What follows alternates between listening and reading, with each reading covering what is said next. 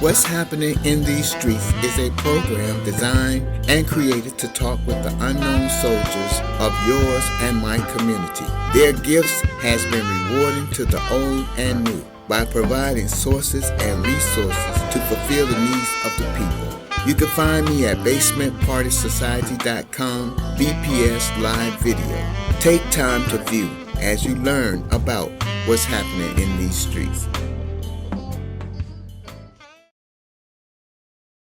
Hi, greetings and welcome to What's Happening in These Streets. Today's guest is Wyche of Cedar Grove High School, 3-time champion varsity basketball coach of the girls team and recently promoted to assistant principal. We are discussing as LBGT identification, or may I say LBGTQ identification, success is still prevalent. Want to welcome you. Thank you so much for this opportunity to speak with you about all the good things that life has offered you. So my first question to go into the topic is, as a native, what was growing up like for you in Atlanta? Well, first of all, thank you for having me on the show. Growing up in Atlanta, so many things. Came from a 2-parent household. Me and my brother got the opportunity to grow with both our parents. It was a household of structure. You had to do right or there were consequences. I knew I had to be the example for my little brother. So I knew I had to do things like, go to school, get good grades. Once I got older, Mom was like, what's the plan? What you gonna do once you graduate? And that's when I decided to go to college. Okay, great. So what college did you attend? The best university, Alabama State University. Oh man, yeah. ASU. All right. So why not University of Georgia? Well, I wanted to leave Georgia. Okay. Because I had been here all of my life, and I feel like me going away, not too far, but it would definitely make me grow up and give me some independence. Okay. Can't call mom and dad for every old thing. Right, exactly. So, as we know here in Atlanta, we have different sides. So, express the different sides for you, like east side, west side. What does those sides mean in reference to where you're from in Atlanta? What does it express? Well, anybody that know me, the first thing they always ask, you from Atlanta, what part? I'm from Decatur. Okay. Zone 6, the best side, Yeah. Had family that stayed on the west side. Just when we talk about school-wise, you always had that rivalry. Right. If we played some of my friends that went to a west side school, we would talk trash, and of course, whatever side you're from, supposed to be the best side. So, east side is the best side. Decatur, born and raised, the real 404, not that 678 and that 770. Exactly. So speaking of that, you said you attended what high school, or did you say? Cedar Grove High School. Oh, so you were a Cedar Grove student, and then you went back. So what inspired you to go back to teach? You remember, have you ever heard of this story called Welcome Back Kotter? Yeah. Mm-hmm. Okay, so you remember Welcome Back Kotter. Mm-hmm. So you would be more like Welcome Back Kotter, right? So it happened so fast. So okay. I went to Alabama State, mm-hmm. graduated, started teaching in 2006. Mm-hmm. I taught in Alabama and coached from 2006 to 2013. Okay. Came back home the fall of 2013. I did 1 year at Cedar Grove Middle, where I taught 8th grade science, was the basketball coach. Okay. And it was crazy. I ended up seeing one of my former science teachers at a function that DeKalb County had, like a Christmas party. And she was like, what school you at? I'm like, Cedar Grove Middle. She was like, what? You back? I'm like, yeah. She said, well, tell your principal next year I'm coming to get you. Oh, okay. And I'm bringing you back home. Okay. So that's how I ended up back at Cedar Grove High School. It was something I wanted to do. I didn't know it was going to happen that fast. So it kind of like, I moved back, did 1 year in middle school, and then boom, the next year, I was back in my old high school. That's great.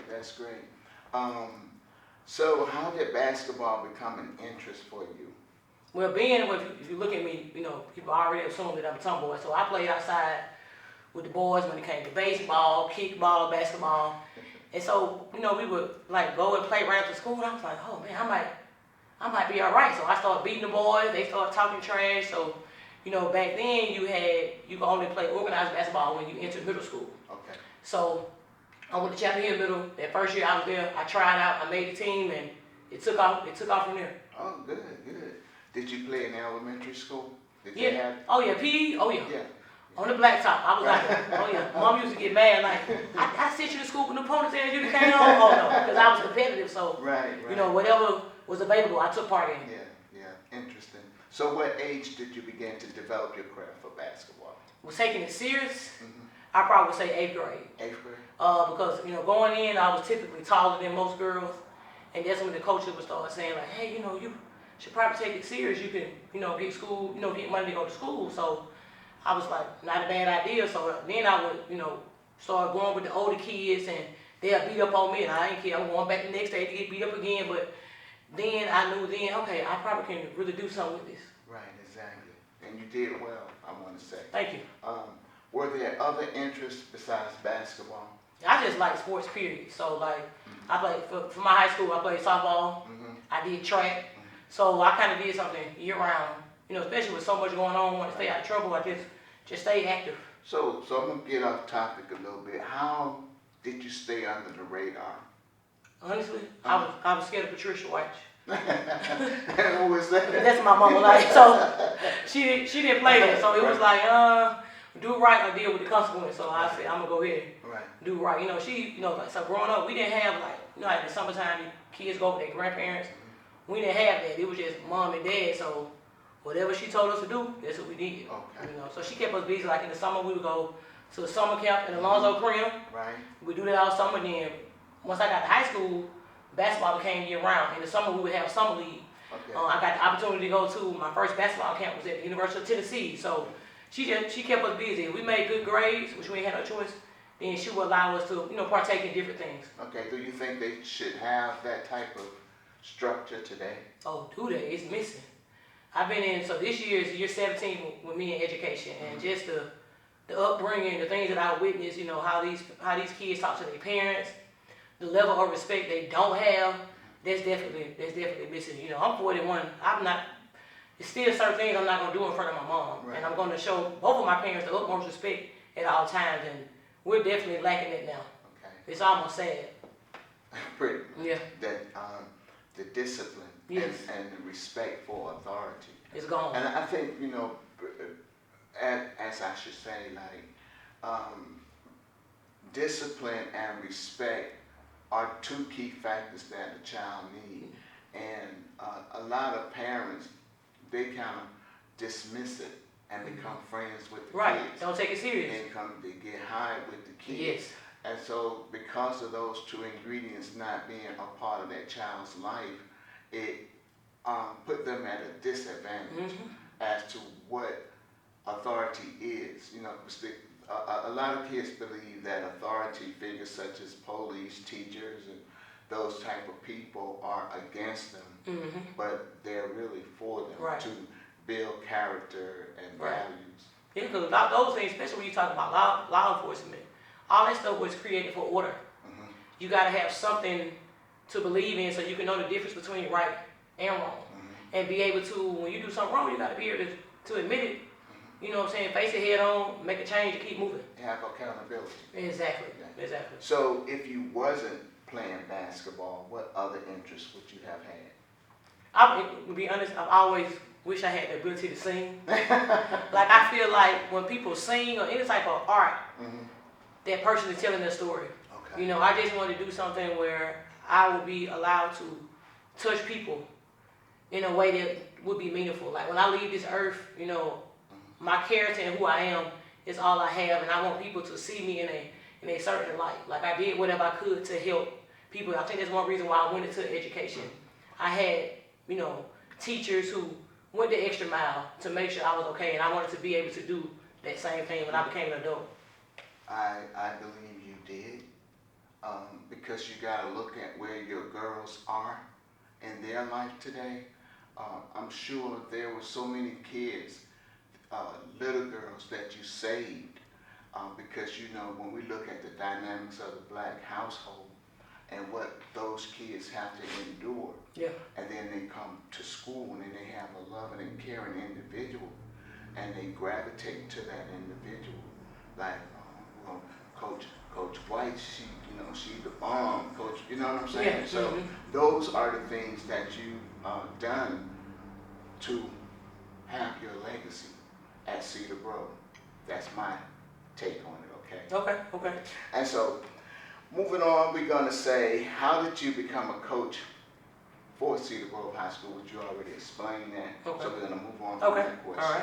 all right. So, what motivation your team of young ladies had to excel their craft for the championship status? How did you motivate those girls to want to be champions? Well, you got to buy in first. When I first got to Cedar Grove, we won 4 games. Okay. And the culture had to be changed. And that started with how they look.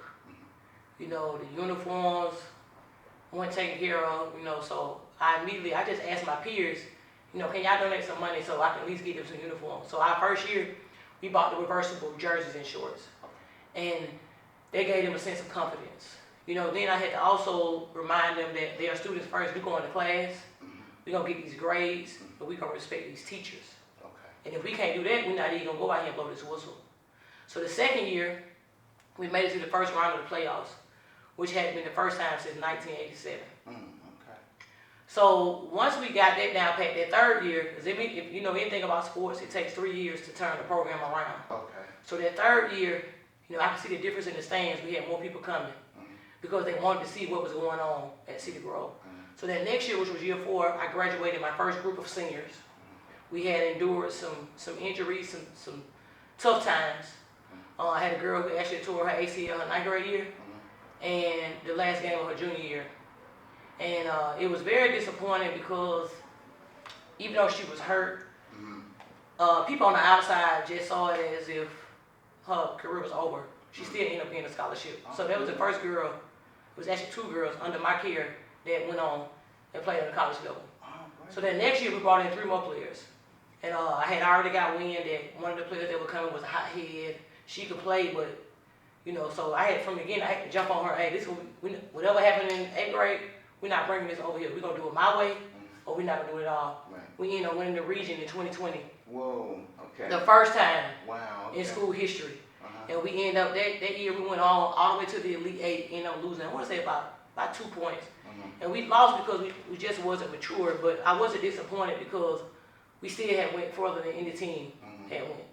But it was just all about setting the standards. Like, I told my kids, nobody in this building should say anything to you because you should be where you're supposed to be and you should be doing what you're supposed to do at all times. Right. Everything else will fall in place. Okay. So how do you keep a group of young ladies focused enough to maintain respect for you as an LGBTQ coach? I demand it because me being a part of the LGBTQ community is a part of me. It's not who I am. So when I'm in front of them, it's about business. And I have a lot of girls on my team who are part of that. But I have taught them it's all about presentation and how you carry yourself. I shouldn't see you walking down the hallway with your pants sagging. I shouldn't see a young man walking down the hallway with their pants sagging. You do things at school that are appropriate for school. What you do outside of school is your business. But when you at school, you are a student athlete. And those are the things you should be focusing on. And that's it. Very good, very good. So who encouraged you to excel to the level of your competitive status of champion? My mama. My mama taught me a long time ago, number 1, your hair is your glory. Presentation is everything. You always are a leader. You don't follow anybody. You make a name for yourself. So once I got the opportunity when I graduated from college, and I was the first one in our immediate family, I was like, okay, so I can do something. I set my mind to. Once I got that feeling of victory, I wanted to continue to get it. And I just did, you know, I put myself on the path to do those things. Am I perfect? No. But I know that there are certain things that I want to do, like even with this new position that I got, I was nervous about applying because it's hard for me to change, move from one, especially when I've been doing the same thing for 16 years, classroom teacher, basketball coach. But my wife was like, you don't go on the computer and fill that application out, either they're going to choose you or they're not. Yeah. So I just went for it and I was given the opportunity. Okay. So, who was your mentor coming up and what lessons motivated your dream? I had several people in my life who have been a very integral part of my life. Of course, my mom, my dad, those are my immediate mentors. but I had my softball coach, the late Reba Catlett, actually graduated from Alabama State. And she encouraged me to go to Alabama State. And she just encouraged me to work hard. Another one, Sherry Bowler, who actually works at Miller Grove High School right now. She was my 8th grade home ec teacher. You did home ec. Oh yeah, cooking, Yes, we sewing, the good old days. They don't even have home ec in No. school anymore. So it was funny because me and her kind of look alike. She's a little taller than me. And she came to see me coach this past season. Just having, in life you have to have different people in different stages. And they, different part, during my life when it was different things I had to accomplish, it was different people that played a part. Another one would be the late Bishop Carswell. He was my bishop at my church. And he accepted me for who I was. And, that made a difference. A lot of people don't go to church because you're judged immediately. But I can say in my church, it doesn't matter. He would come to my games. He would support me. We had some kids that couldn't buy shoes for the team. He would help me out. It's been so many people who I still hold dear to my heart and carry those things, those lessons they taught me, in my everyday life. Okay. And speaking of Bishop Carswell, how does church motivate you in your career and your personal life?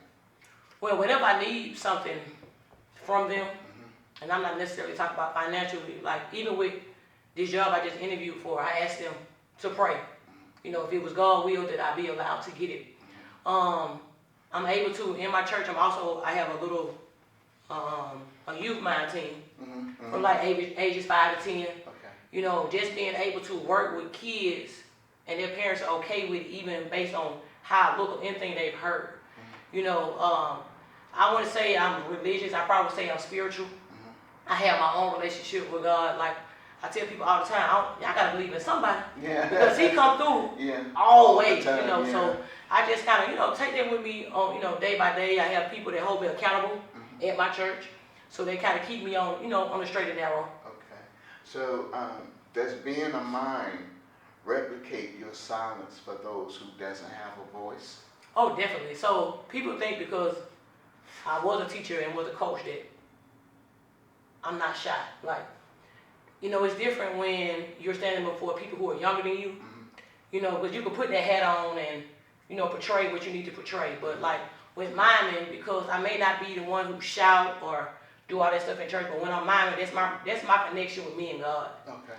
That's how I express my appreciation to Him for what He's done for me and my family, my teammates, my players, my co-workers. That's my time with Him. And they always say, if you could reach one, I don't know that Sunday when I mime that song I may do, it may bring somebody out of that dark place. Just like when people in my church sing, oh man, today that song was for me. I want to be that individual when I do mine. Okay, and I think you do a great job. Thank you. I can see the sincerity. I can see the genuineness in that moment that you are connected because of the presentation from what I'm viewing when you're in that moment.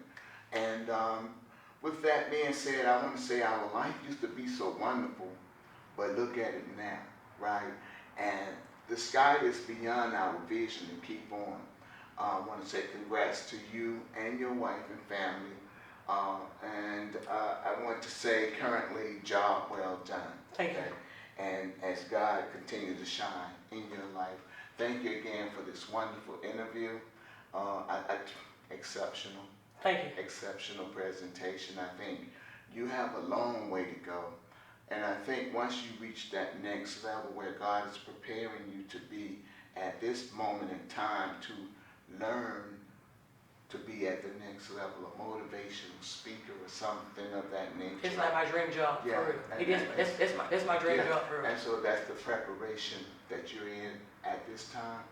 And right now, what we're doing is part of your dream job, where you're telling your story, you're telling how to get where you are without deceit. And I think with that, just that portion is major. A lot of people do a lot of things that they shouldn't do to get to where they think they want to be. I got a conscience. I ain't doing that. Yeah, see, because you got God. and that makes a difference. So once again, thank you for the interview. So thank you for God having me. bless you. Hello to your wife, All right. Veronica, and family, Jimmy and Patricia Wyche. And also, what's your brother's name? Jimmy Jr. Jimmy. Mhm, yeah. Yeah, he's with the force right there. Yes, Law Staff enforcement. Force Lieutenant. Yeah, Mhm. so I want to shout out to him. Okay, all right. All right, thank you again for tuning in to What's Happening in These Streets. I'm Loretta Phelps, and thank you for watching.